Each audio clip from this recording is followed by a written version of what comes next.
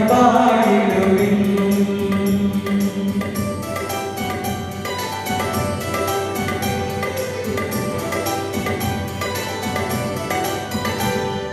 പാപം ശാപം സകലവും തീർപ്പാൻ അവതരിച്ചിരുന്നവനാ. പാപം ശാപം സകലവും തീർപ്പാൻ അവതരിച്ചിരുന്നവനാ. ദൈവകോപത്തിൽ വെന്തിരിച്ചവനാ രക്ഷകൻ ജീവിക്കുന്നു. ദൈവകോപത്തിൽ വെന്തിരിച്ചവനാ രക്ഷകൻ ജീവിക്കുന്നു. ഗീതം ഗീതം ജയ ജയ ഗീതം പാടുവിൻ സോദരരേ. ഗീതം ഗീതം ജയ ജയ ഗീതം പാടുവിൻ സോദരരേ. നമ്മിലേശുനാഥൻ ജീവിക്കുന്നതിനാൽ ജയഗീതം പാടിടുവിൻ. നമ്മിലേശുനാഥൻ ജീവിക്കുന്നതിനാൽ ജയഗീതം പാടിടുവിൻ.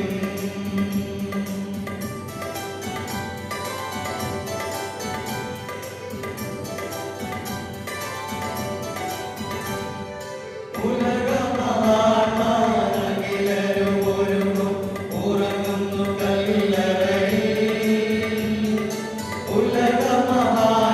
ഉലകമഹാന്മാരഖിലരും ഒരുങ്ങും ഉറങ്ങുന്നു കല്ലറയിൽ. നമ്മെടുക്കുന്നതേശു മഹേശ്വരൻ മാത്രം ഉയരത്തിൽ വാണിടുന്നു. നമ്മളുന്നതേശു മഹേശ്വരൻ മാത്രം ഉയരത്തിൽ വാണിടുന്നു.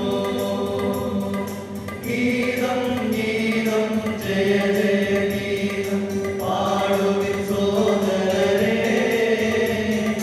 ഗീതം ഗീതം ജയ ജയ ഗീതം പാടുവിൻ സോദരരേ.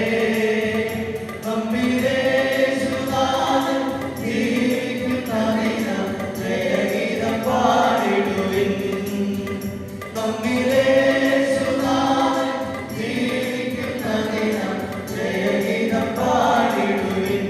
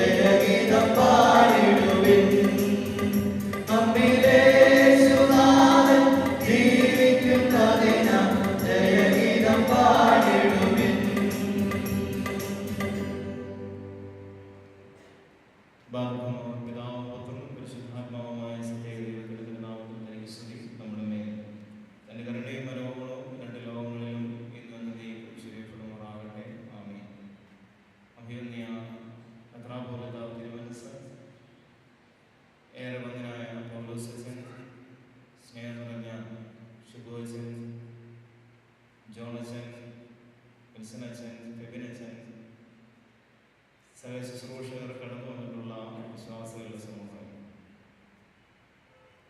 അപ്പോസ്തലന്മാരുടെ ജീവിതത്തിലെ ഏറ്റവും വലിയ ഭാഗ്യം എന്തായിരുന്നു എന്ന് എന്നോട് ചോദിച്ചാൽ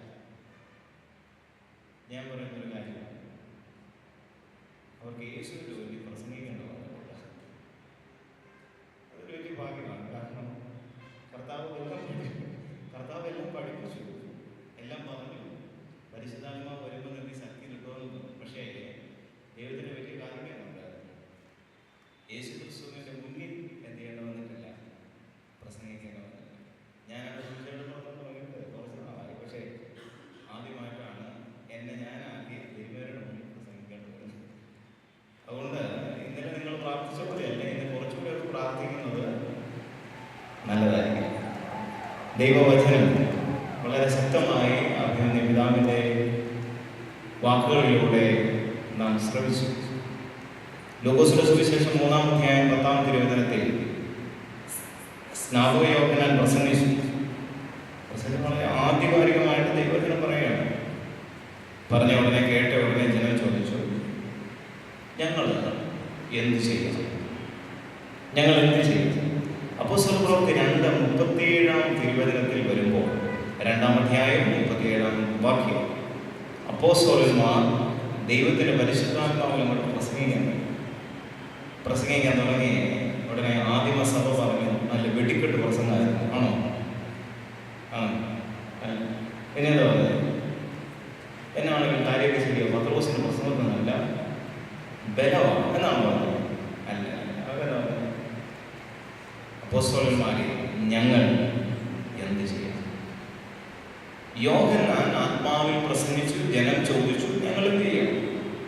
അപ്പോസ്തലന്മാർ ദൈവകൃപയിൽ നിന്നോട് പ്രസംഗിച്ചു, ജനം ചോദിച്ചു, ഞങ്ങൾ എന്ത് ചെയ്യും? ചുരുക്കി പറഞ്ഞാൽ ദൈവവചനം സ്വീകരിച്ചാൽ കറക്റ്റ് ചെയ്യപ്പെടേണ്ട ഉത്തരവാദിത്വം നമ്മുടേതാണ്.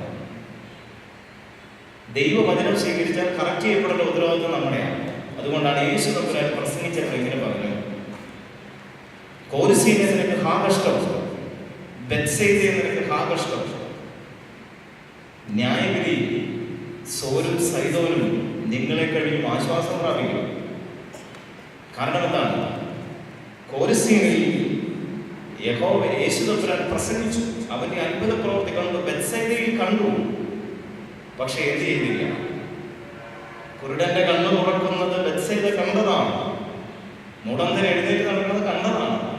പക്ഷേ റിപ്പന്റൻസ്, മാനസാന്തരം എന്ന് പറയുന്നത് ഉണ്ടായില്ല. അതുകൊണ്ട് തന്നെ ക്രിസ്തു പറഞ്ഞു, നിങ്ങൾക്ക് ന്യായവിധി വലിയ പ്രതിസന്ധി നേരിടേണ്ടി വരും. ഇന്ന് രാത്രി പ്രാരംഭമായി ഞാൻ നിങ്ങളോട് പറയട്ടെ, ആദിമ സഭയ്ക്കുണ്ടായിരുന്ന അതേ മനോഭാവം നമ്മുടെ ജീവിതത്തിൽ ഉണ്ടാകും. കർത്താവേ, ഞാൻ എന്ത് ചെയ്യാം? വചനം കേട്ടാൽ ഉടനെ വചനം വെച്ച് നമ്മളെ തന്നെ എന്ത് ചെയ്യണം? ശോധന ചെയ്യണം. അതിന് ഇന്ന് രാത്രി ദൈവത്തിന്റെ പരിശുദ്ധാത്മാവ് നമ്മളെ സഹായിക്കും. നമ്മുടെ കണ്ണുകൾ അടച്ച് ദൈവവചനത്തിന് വേണ്ടി നമുക്ക് പ്രാർത്ഥിക്കാം. ഞങ്ങളെ സ്നേഹിക്കുന്ന, ഞങ്ങളെ അറിയുന്ന ഞങ്ങളുടെ ദൈവമേ, അങ്ങ് വിളിച്ചിട്ടാണ് ഞങ്ങളെല്ലാവരും അങ്ങയുടെ തിരുസന്നിധിയിലെത്തിയത്. ഒരാത്മീയരെന്ന നിലയിലും മനുഷ്യനെന്ന നിലയിലും പൂർണ്ണമായി പരാജയപ്പെട്ടു പോയിട്ടുണ്ട്. ഞങ്ങളത് തിരുസന്നിധിയിൽ സമ്മതിക്കുന്നു. ഞങ്ങളെ ഉള്ളതുപോലെ അറിയുന്ന കർത്താവേ, വചനത്തിലൂടെ ഞങ്ങളെ നീ വീണ്ടും ജീവിപ്പിക്കണമേ. ശരീരം ഒന്നിനും ഉപകരിക്കുന്നില്ല, ആത്മാവാണ് ജീവൻ നൽകുന്നതെന്ന് യോഹന്നാൻ 6:65 വചനത്തിലൂടെ ഞങ്ങളോട് അരുളി ചെയ്ത കർത്താവേ, ഞങ്ങളുടെ എല്ലാവരുടെയും ശരീരത്തിന്, ആത്മാവിന് ഒരു പുതുജീവൻ നൽകണമെന്ന് പ്രാർത്ഥിക്കുന്നു. ഇന്ന് രാത്രി വചനം കേൾക്കുവാൻ ഞങ്ങളെല്ലാവരെയും ശക്തിപ്പെടുത്തുന്ന കർത്താവേ, ഞങ്ങളുടെ എല്ലാവരുടെയും ജീവിതത്തിൽ ഒരു മാറ്റം ഉണ്ടാകുന്ന, ഒരു പുനഃപ്രതിഷ്ഠ നടത്തുന്ന ദിവസമായി മാറാൻ ദൈവത്തിൻ്റെ വചനം കൊണ്ട് ഞങ്ങളെ അഭിഷേകം ചെയ്യണമെന്ന് പ്രാർത്ഥിക്കുന്നു. ഹൃദയം തുറന്ന് ആത്മസ്വാതന്ത്ര്യത്തിൽ നിന്നുകൊണ്ട് ദൈവവചനം പറയാനും കേൾക്കുവാനും ഞങ്ങളെ കർത്താവ് സഹായിക്കണമെന്ന് പ്രാർത്ഥിക്കുന്നു. ആയത് പിതാവിൻ്റെയും പുത്രൻ്റെയും പരിശുദ്ധ റൂഹായുടെയും നാമത്തിൽ തന്നെ. ആമോസ് പ്രവാചകന്റെ പുസ്തകം 4-ാം അധ്യായത്തിന്റെ 12-ാമത്തെ തിരുവചനം, ഇങ്ങനെയാണ് നമ്മൾ വായിക്കുന്നത്. ആമോസ് പ്രവാചനം 4-ാം അധ്യായം 12-13 വചനം. അതുകൊണ്ട് ഇസ്രായേലേ, ഞാൻ ഇങ്ങനെ നിന്നോട് ചെയ്തു. ഇസ്രായേലേ, ഞാനിത് നിന്നോട് ചെയ്യാൻ പോകുന്നത് കൊണ്ട് നിന്റെ ദൈവത്തെ എതിരേൽക്കുവാൻ ഒരുങ്ങിക്കൊള്ളുക. പ്രവാസത്തിലേക്ക് കടന്നു പോകേണ്ടി വരുന്ന ഒരു ജനത്തെക്കുറിച്ചുള്ള ദൈവത്തിന്റെ വേദനയാണ് ആമോസ് പ്രവാചകനെ കുറിച്ച് പറയുന്നത്. അതിന്റെ ചരിത്ര പശ്ചാത്തലമാണെന്ന് നിങ്ങൾക്കറിയാം. ദൈവത്തിന്റെ ജനമായിരുന്നവൻ അടിമത്വത്തിലേക്ക് പോകേണ്ടി വരുന്നതിന്റെ കാരണം ആമോസ് പ്രവാചകന്റെ പുസ്തകം 1-ാം അധ്യായം മുതൽ 4-ാം അധ്യായത്തിന്റെ 11-ാം വചനം വരെ പറയുന്നുണ്ട്. 4-ാം അധ്യായത്തിന്റെ 11-ാമത്തെ വാക്യം വരെ റീസൺ പറഞ്ഞിട്ട് ദൈവത്തിന്റെ ആത്മാവിൽ ആമോസ് പ്രവചിക്കുകയാണ്, അതുകൊണ്ട് ഇസ്രായേലേ, നിന്റെ ദൈവത്തെ എതിരേൽക്കാൻ ഒരുങ്ങിക്കൊള്ളുക. ഒരു കാര്യം വളരെ വ്യക്തമായിട്ട് പ്രാരംഭത്തിൽ ഞാൻ നിങ്ങളോട് ഓർപ്പിക്കട്ടെ. മനുഷ്യന്റെ പല സഹനത്തിന്റെയും കാരണം മനുഷ്യൻ തന്നെയാണ്. യേശു തമ്പുരാന്റെ അടുക്കൽ കുരുടനായ ഒരു മനുഷ്യനെ കൊണ്ടുവന്നിട്ട് ചോദിച്ചു, കർത്താവേ, ഇവൻ കുരുടനായിട്ട് പിറക്കാനായിട്ട് ആരാണ് പാപം ചെയ്തത്? ഇവനാണോ ഇവന്റെ അമ്മയപ്പന്മാരാണോ? 2 കാര്യങ്ങളാണ് പഠിക്കേണ്ടത് അതിൻ്റെ അകത്ത്. 1, പാപം ഒരു അന്ധതയ്ക്ക് കാരണമാകാം. 2, എല്ലാ അന്ധതയും പാപം കൊണ്ടല്ല. 3, ദൈവത്തിന്റെ പ്രവൃത്തി വെളിപ്പെടേണ്ട സഹനവുമുണ്ട്. 3 കാര്യങ്ങൾ നിങ്ങൾ പഠിച്ചെന്ന് വിചാരിക്കുക. പഠിച്ചോ? നിങ്ങളുടെ നോട്ടൊക്കെ കണ്ടിട്ട് പാപ്പുവാനൂരിൽ നിന്ന് ആരാണ്ട് വന്നിട്ട് ഏതാണ്ട് ഇന്ന് വരെ കേട്ടിട്ടില്ലാത്തൊരു ഭാഷ സംസാരിക്കുന്നതൊക്കെ നോക്കുന്നത് നിങ്ങൾ മനസ്സിലാവുന്നുണ്ടോ? തിരുവേദിക്കുന്നത് വിചാരിക്കണ്ട, ഫീൽ ഫ്രീ. 3 കാരണങ്ങൾ അവിടെയാണ്. 1, പാപം അന്ധതയ്ക്ക് കാരണമാണ്. 2, എല്ലാ പാപങ്ങളും എന്ന് പറഞ്ഞാൽ പാപങ്ങളെ അന്ധതയെ മുഴുവൻ എന്തിന്റെ കാരണമാക്കരുത്, പാപമാണെന്ന് വിചാരിക്കരുത്. 3ാമത്തെ നിന്റെ സഹനത്തിൽ 3ാമത്തെ ഒരു വേർഷൻ ഉള്ളത് ദൈവത്തിന്റെ പ്രവൃത്തി നിന്നിലൂടെ വെളിപ്പെടണം. അത് സത്യമാണ്. അഭിയന്ന് തിരുവനന്തപുരം പറഞ്ഞു, ഇന്ന് അറിയിപ്പിന്റെ ദിവസമാണ്. ദൈവങ്ങളെ സെക്രട്ടറിയാവരും എലിസബത്തിനും കുട്ടികളിലെ സുദീർഘനാളുകൾ പ്രായാധിക്യമായി ഇനി കുഞ്ഞുങ്ങൾ ഉണ്ടാകാനായിട്ടുള്ള ലോകപരമായിട്ട് യാതൊരു സാധ്യതയില്ല. ശരിക്കും പറഞ്ഞാൽ എന്ത് ആക്ഷേപം കേൾക്കേണ്ട വന്നേ അല്ലേ? ഒരച്ഛനെങ്ങാനും കുഞ്ഞുങ്ങളില്ലെന്നോ ഒരച്ഛനെ വീട്ടിൽ എന്തെങ്കിലും രോഗം ഉണ്ടായെന്നോട്ടെ നമ്മളെന്തോ പറയും, നല്ല മനുഷ്യൻ. ഞാനിത് വിചാരിച്ചോളെ, ഞാൻ കോട്ടയത്തൊക്കെ പ്രസംഗിച്ചിട്ട് അങ്ങനെ അധികം പേരൊന്നും ദൈവരാജ്യം പോകുന്നതായിട്ട് എനിക്ക് തോന്നിയില്ല. പക്ഷെ ബാംഗ്ലൂരിൽ വന്നപ്പോൾ ഏതാണ്ട് ഒരു ചെറിയ പ്രതീക്ഷയുണ്ട്. ഒരച്ഛൻ്റെ വീട്ടിലൊരു സഹനം ഉണ്ടായപ്പോൾ എന്തോ പറയും,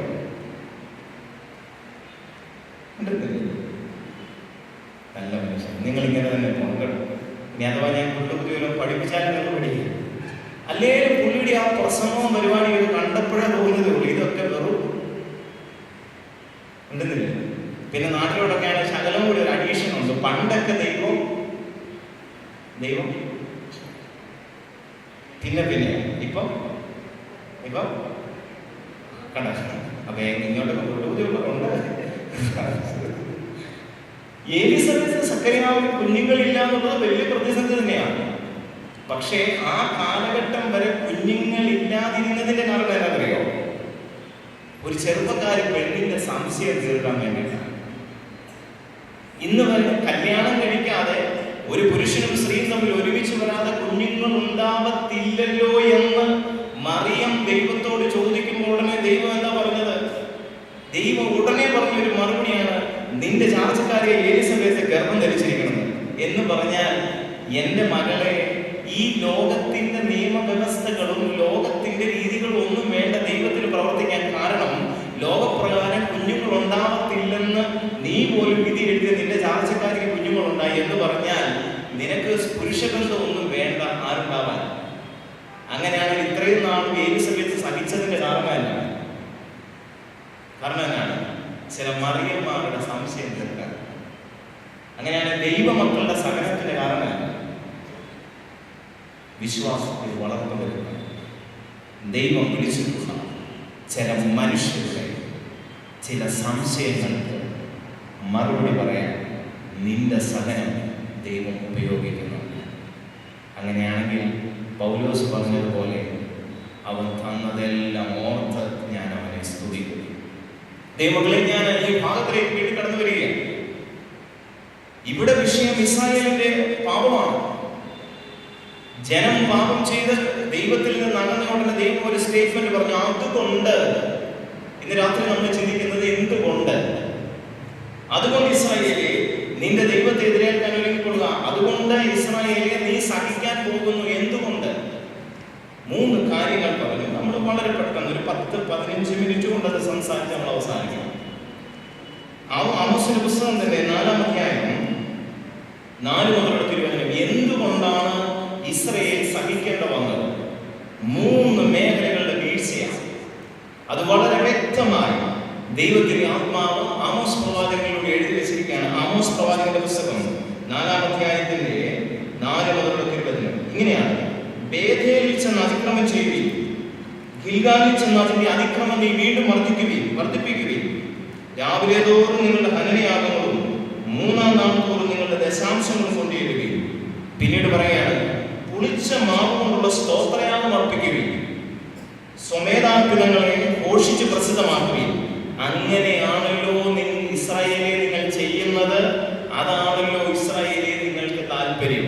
അതുകൊണ്ട് ഇസ്രായേലിനെ നിന്റെ ദൈവത്തെ എതിരേൽക്കാൻ കൊള്ളുക. ഒന്നാമത്, ദൈവം ഇസ്രായേലിനോട് പറഞ്ഞു, ഇസ്രായേലേ, നീ അടിമത്തത്തിൽ പോകും, യാതൊരു സംശയവുമില്ല. കാരണം നീ ബേഥേലിൽ അതിക്രമം ചെയ്യുന്നുണ്ട്. എന്താണ് ബേഥേൽ എന്ന സ്ഥലത്തിന് പ്രത്യേകത? ഉൽപ്പത്തിയുടെ പുസ്തകം 28-ാം അധ്യായം 17-ാം തിരുവചനം. നിങ്ങൾ എഴുതുന്നവർ എഴുതാൻ മതി, അല്ലാത്തവരെല്ലാം വളരെ ശ്രദ്ധിച്ചിരുന്നത്. പെട്ടെന്ന് ഞാൻ പറഞ്ഞ അവസാനിക്കും. യാക്കോബ് ദൈവത്തിന്റെ ദർശനങ്ങളുണ്ട്, ദൈവത്തിന്റെ വിഷൻ. ഇന്നലെ രാത്രി നമ്മൾ സംസാരിച്ചതാണ്. യാക്കോബിന്റെ ക്രിസ്തീയ ജീവിതം ആരംഭിച്ച സ്ഥലം, യാക്കോബ് ദൈവവുമായി ഉടമ്പടി ചെയ്ത യാക്കോബിന്റെ സമർപ്പണത്തിന്റെ സ്ഥലമാണ് ബേഥേൽ. ലൂസ് എന്ന പേര് യാക്കോബ് സമർപ്പിച്ചെന്ന് ദൈവം തന്നെ മാറ്റിയിട്ട് പറഞ്ഞു, ഇത് ബേഥേലാണ്. ബേഥേൽ സമർപ്പണത്തിന്റെ സ്ഥലമാണ്. ഇസ്രായേലിനെ കുറിച്ച് ഞാൻ പറഞ്ഞല്ലോ, നമ്മൾ വരികൾക്കിടയിലൂടെ ഈ ഭാഗം വായിക്കുകയാണ്. അക്ഷരാർത്ഥത്തിൽ അതിനെ ഒരു സ്പിരിച്വൽ കൺസെപ്റ്റിൽ അതിനെ നമ്മൾ വ്യാഖ്യാനിക്കുകയാണ്. ബേഥേലിൽ അതിക്രമം ചെയ്തു.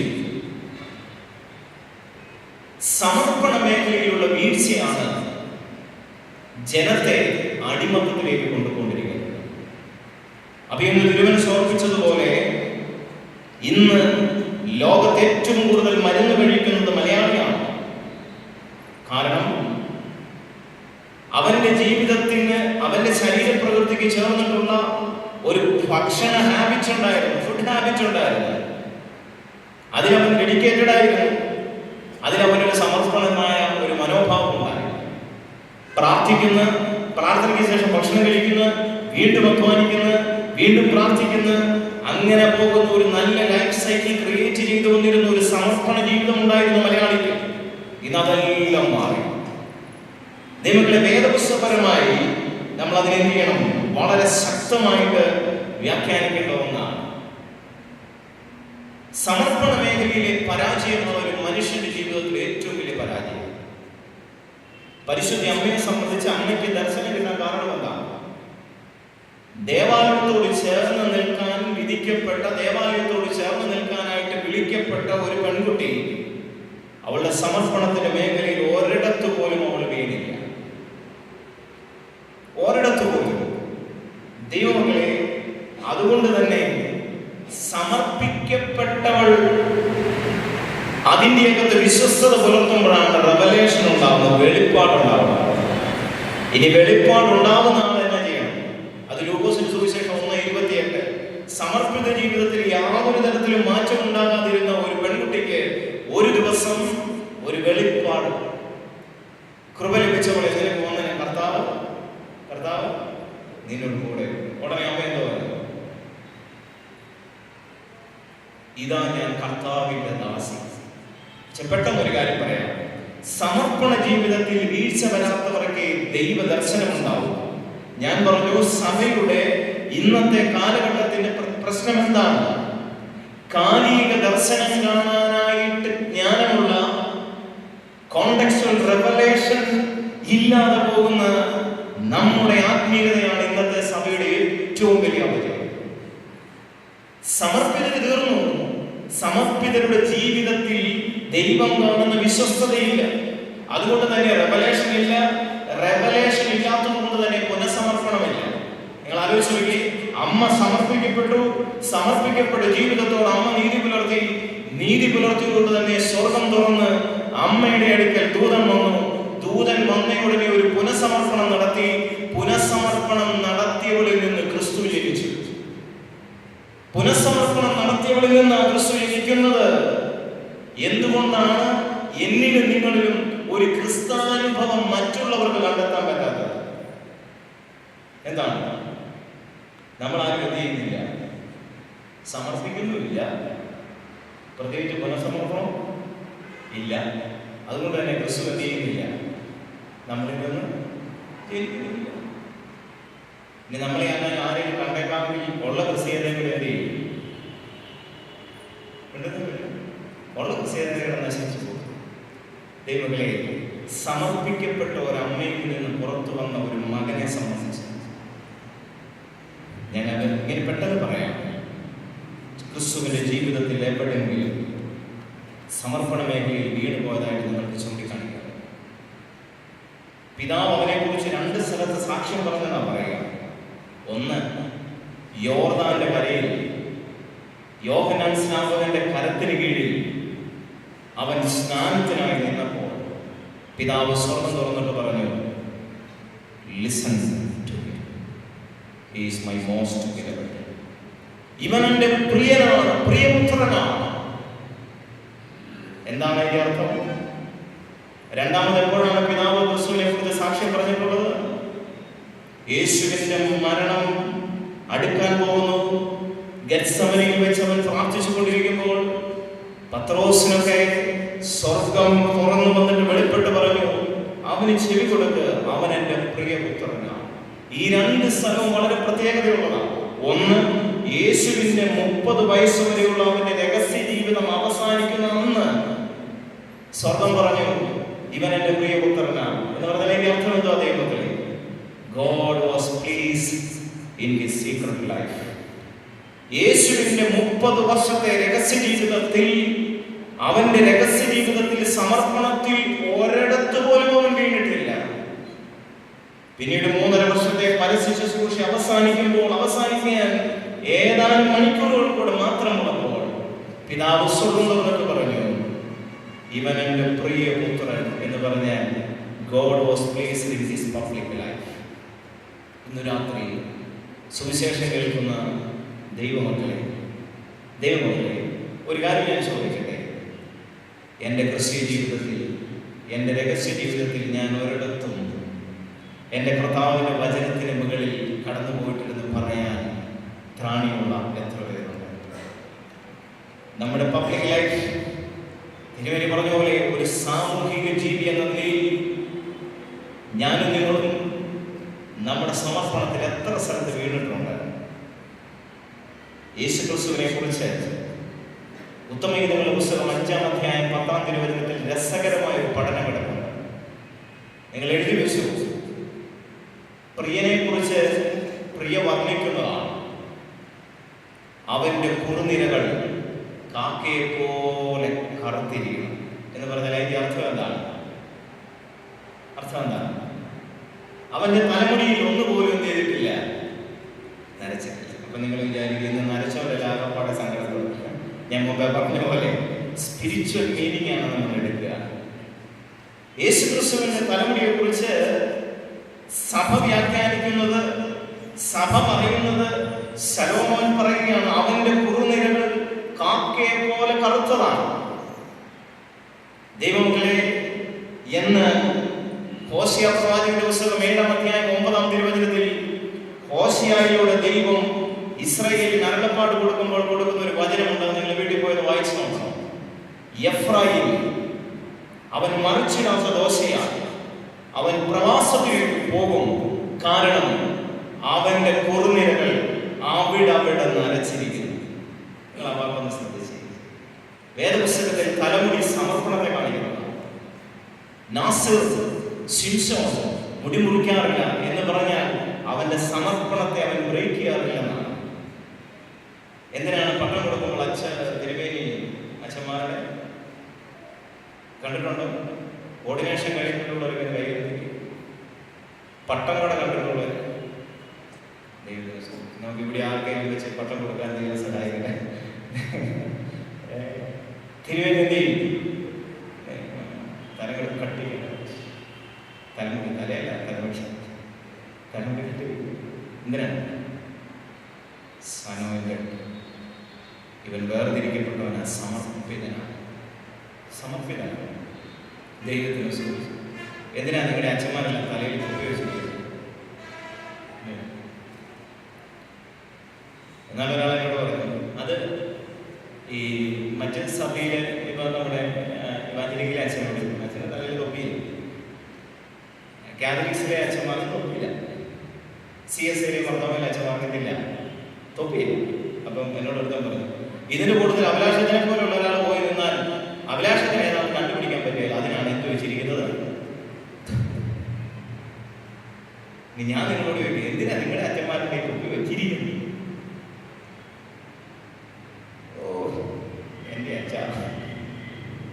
അത് നിങ്ങൾ തന്നെ കണ്ടുപിടിച്ചു.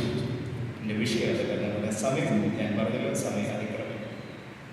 എഫ്രായിമിനെ കുറിച്ച് ദൈവം പറഞ്ഞ വാക്കാണ്, നിസ്സാരമല്ല, ഒരു കമ്പാരിറ്റീവ് സ്റ്റഡിയാണ്.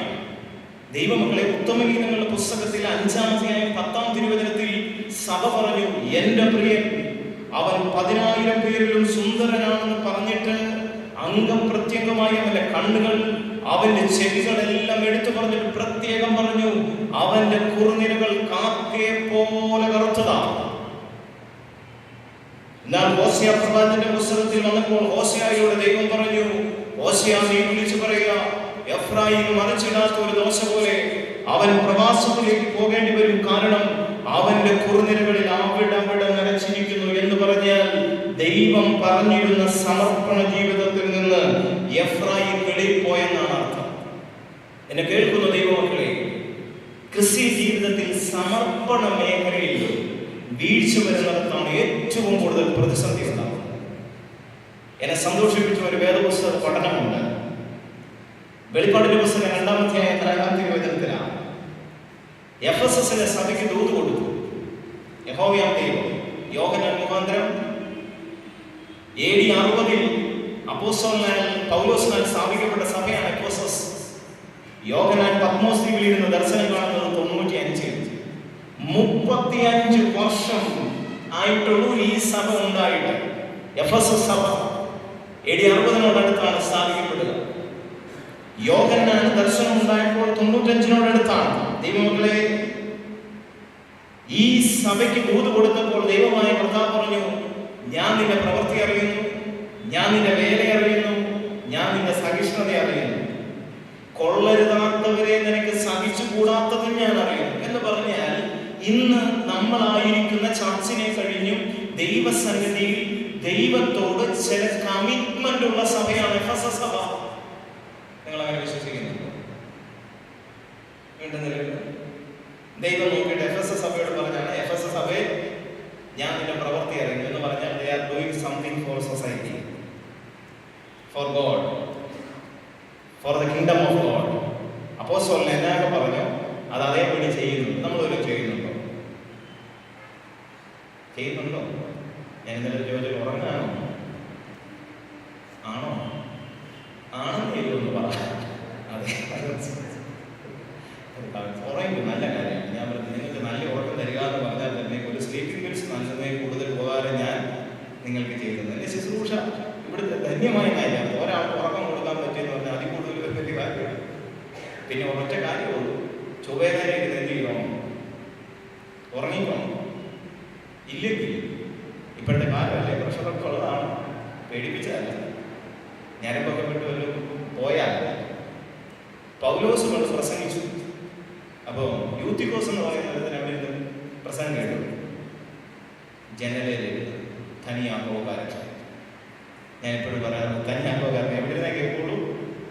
ജനലിൽ പ്രസംഗം കേട്ടു. നിങ്ങൾ ആലോചിച്ച് നോക്കി, നാടൻ ഭാഷ പറഞ്ഞ ചുട്ട കോഴിയെ പറപ്പിക്കുന്ന വാർത്തയാണ് ആര്? പൗലോസ്. ചെയ്ത് നടത്തലിൽ നൽകുന്നു, നിഴലടിച്ച് നൽകുന്നു, പറഞ്ഞ മാനസാന്തരിക്കുന്നുണ്ട്. പക്ഷെ ജനലേ കയറി നിർത്തുന്ന പ്രസംഗം കേട്ടു കുറച്ച് കഴിയുമ്പോഴത്തേന് എന്നെ ചെയ്തു അത് തന്നെ. അപ്പം ആദിമ ക്രൈസ്തവ സഭയിൽ ഉണ്ടായിരുന്ന അതേ പാരമ്പര്യമാണ് നിങ്ങൾ എന്ത് ചെയ്യുന്നത്? തുടർന്ന് പ്രസംഗം കേൾക്കുക, ഉറങ്ങുക. ഇവൻ താഴെ പോയ വഴിക്ക് ഇവന് എന്ത് സംഭവിച്ചു? മരിച്ചു. പക്ഷേ പൗലോസിന് നല്ല കൃപയുണ്ടായിരുന്നതുകൊണ്ട് പൗലോസ് എന്ത് ചെയ്തു? എന്നെ ചെയ്തു എഴുന്നേറ്റ് പോരാൻ പറഞ്ഞു. എനിക്ക് അത്ര കണ്ട് കൃപയില്ലാത്തത് കൊണ്ട് തിരുമേനി ഇവിടെ ഉള്ളതുകൊണ്ട് നാളെ എന്തെങ്കിലും സംഭവിച്ചാൽ തിരുമേനോട് കൂടെ നിന്ന് ശുശ്രൂഷിക്കുന്നു സകലാത്മകത മേടിച്ചിട്ട് ഞാൻ എന്ത് ചെയ്യും? വീട്ടിൽ പോകും. അത് എന്നെ കൊണ്ട് ചെയ്യാൻ പറ്റുമോ? അതുകൊണ്ട് ഉറങ്ങുന്നവരൊക്കെ എന്ത് ചെയ്തോണം? നേരെ ഇരുന്ന്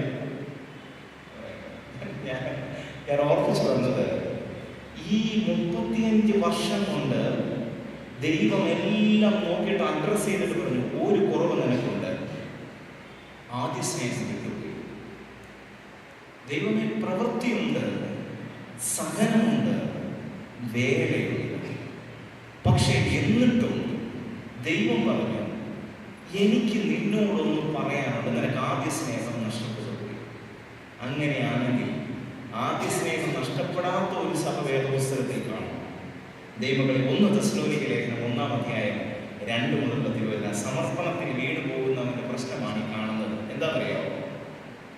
1 തെസ്സലോനിക്ക ലേഖനം 1-ാം അധ്യായം 2 മുതൽ 10 വചനത്തിൽ അപ്പോസ്തലൻ പറയാണ്, ഞങ്ങൾ എല്ലായ്പ്പോഴും നിങ്ങളെ പ്രതി സ്തോത്രം ചെയ്ത് പ്രാർത്ഥിക്കും. നിങ്ങളുടെ വിശ്വാസത്തിന്റെ വേല. എന്താ വേലയാണ്? എന്താ വേല? വിശ്വാസത്തിന്റെ വേല. രണ്ടാമത് പറഞ്ഞു സ്നേഹത്തിന്റെ പ്രവൃത്തി. എന്താ പ്രവൃത്തിയാണ്? മൂന്നാമത് പറഞ്ഞു പ്രത്യാശയുടെ സഹിഷ്ണുത. അപ്പോസ്തലൻ തെസ്സലോനിക്ക സഭയെ നോക്കിയിട്ട് പറഞ്ഞു, ന്യൂ ജനറേഷൻ ആണ്, അപ്പോസ്തലനാൽ ദൈവത്തിന്റെ കാരുണ്യത്താൽ സ്ഥാപിക്കപ്പെട്ട തെസ്സലോനിക്ക സഭയെ നോക്കിയിട്ട് പറയാണ്, ഞങ്ങൾ എപ്പോഴും നിങ്ങളെ ഓർത്ത് പ്രാർത്ഥിക്കുന്നുണ്ട് കേട്ടോ. അതിന് കാരണമല്ല, നിങ്ങളുടെ വിശ്വാസത്തിന്റെ വേല. എഫെസസ് സഭയ്ക്ക് 35 വർഷം കഴിഞ്ഞപ്പോൾ വേലയുണ്ട്, എന്നെ ഇല്ല. ഇതാ വിഷയം. സമർപ്പണം പോയാൽ ആദ്യം പോകുന്നത് എന്നാണെന്നറിയോ? പണ്ടൊരാൾ ഗ്രീവറീസിന് ഞാൻ കേട്ടതായിരുന്നു, ഞാൻ കണ്ടിട്ടൊന്നുമില്ല. ഗ്രീവറീസിൻ്റെതായ കുരിശുനൊക്കെ പൈസ എടുത്താണ്. അപ്പൊ എന്റെ സഹതായെന്ന് വിളിച്ച് സഹതായുടെ കാലയിൽ തൊട്ട് എവിടെ ഇട്ടു? ഭണ്ണാരത്തിൽ പൈസ എടുത്തു. ഒരു പുള്ളി അപ്പുറത്തോട്ട് ഇപ്പുറത്തോട്ട് നോക്കിയിട്ട് പാമ്പിന്റെ വായിൽ പൈസ ഇടുന്നത്. ഇത് കണ്ടിട്ട് ഒരു കാമുകൻ ചോദിച്ചു, നീ എന്താണ് ഈ 2 എണ്ണത്തിനും സഹതായിക്കും കൊടുത്തു, പിന്നെ പാമ്പിനും? അപ്പൊ പുള്ളി പറഞ്ഞു, ഇനി സഹതാ കൈവിട്ടാൽ പാമ്പേല്. നമ്മുടെ ഒരു വിഷയം അവിടെ നമുക്ക് ഭയങ്കര വേലയാണ്, ഭയങ്കര വേലയാണ്. എന്നാ ഭയങ്കര സുവിശേഷ പ്രവർത്തനമാണ്, എന്താ ഭയങ്കര കുർബാനയാണ്, എന്താ ഭയങ്കര പെരുന്നാളാണ്. ഞാൻ ഓർക്കുന്നുണ്ട്, എൻ്റെ വലിയപ്പനൊക്കെ കണ്ടത്തിൽ മരുന്നടിക്കുമ്പോൾ ദനഹാവെള്ളം പള്ളിയിൽ നിന്ന് കൊണ്ടുവന്ന് ദനഹാവെള്ളം കൊണ്ടുപോയിട്ട് അതൊരടപ്പ് ഇങ്ങനെ എടുത്തിട്ട് ഒരു 1/4 ഭാഗം എടുത്തിട്ട് അതുമായിട്ട് കടത്തിൽ പോകണം. എന്നിട്ട് ഓരോ കുറ്റി മരുന്നിൻ്റെ അത് ഒരടപ്പ് വീണ്ടും ദനഹാവെള്ളം ഒഴിക്കും. എന്തിനാണ്? ഇന്ന് ദനഹാവെള്ളം കൊണ്ടുപോയ ഉടനെ മാതാപിതാക്കൾ കുപ്പിയുടെ മേളിൽ ഹൈജീനിക്കാണോ ആണേലെ ആർക്കും കൊടുക്കുള്ളൂ, ഇടുന്നില്ലല്ലോ. നമുക്ക് ഭയങ്കര വേലയാണ്. ഈ കാലഘട്ടത്തിൽ ഏറ്റവും വലിയ വിഷയം എന്നറിയോ? ഭയങ്കര സുവിശേഷ വേലയാണ്. പക്ഷെ ഒന്നും നടക്കുന്നില്ല. പിന്നെ ഭയങ്കര വേലയാണ്, ഭയങ്കര കൃപയാണ്, ഭയങ്കര ഓട്ടമാണ്. But we are not doing something for God. ദൈവത്തിന് വേണ്ടി ഒന്നും ചെയ്യുന്നില്ല. ദൈവരാജ്യത്തിന് വിസ്തൃതി ഉണ്ടാകുന്നില്ല. കാരണം എന്താ? മനുഷ്യന് മാറ്റം ഉണ്ടാകുന്നില്ല. കാരണം എന്താ? വിശ്വാസത്തിന്റെ വേല നഷ്ടപ്പെട്ടു. സമർപ്പണം പോയാൽ ഒന്നാണ് പോകുന്നതാണ് വിശ്വാസം. 2 സ്നേഹത്തിന്റെ പ്രവൃത്തി. എഫെസസ് സഭയ്ക്ക് പ്രവൃത്തിയുണ്ട്, എന്നാൽ തെസ്സലോനിക്ക സഭയ്ക്ക് എന്തുണ്ട്? സ്നേഹത്തിന്റെ പ്രവൃത്തി. ഇപ്പൊ ഇവിടെ നിന്നിട്ട് പൗലോസ് പറയാണ്, നമുക്കിവിടെ അവിടുത്തെ ശ്രമമുണ്ട്. ശ്രമിൽ കൊണ്ടുപോയി വസ്ത്രം കൊടുക്കാന്ന് പറഞ്ഞാൽ നിങ്ങൾ ഏത് വസ്ത്രം കൊടുക്കും? നിങ്ങൾ ഡിമാർട്ടിലും ഒക്കെ പോയി നല്ല വസ്ത്രമല്ലോ മേടിച്ചു കൊടുക്കുമോ? അതെ, ജോണാബേച്ചൻ ഇവിടെ ഇരിക്കുന്നു. ആശ്രയിലൊക്കെ ദൈവത്തിന് സ്തുതി. ഞാൻ ഒരിക്കൽ നമ്മുടെ പള്ളിയിൽ വിളിച്ചു പറഞ്ഞു, ആശ്രയിക്ക് ആദ്യ ശനിയാഴ്ചകളിൽ പൊതിച്ചോറ് കൊണ്ടുപോകണം എന്ന് പള്ളിയിൽ വിളിച്ചു പറഞ്ഞു. ദൈവങ്ങളെ പള്ളിയിൽ വിളിച്ചു പറഞ്ഞത് പൊതിച്ചോറ്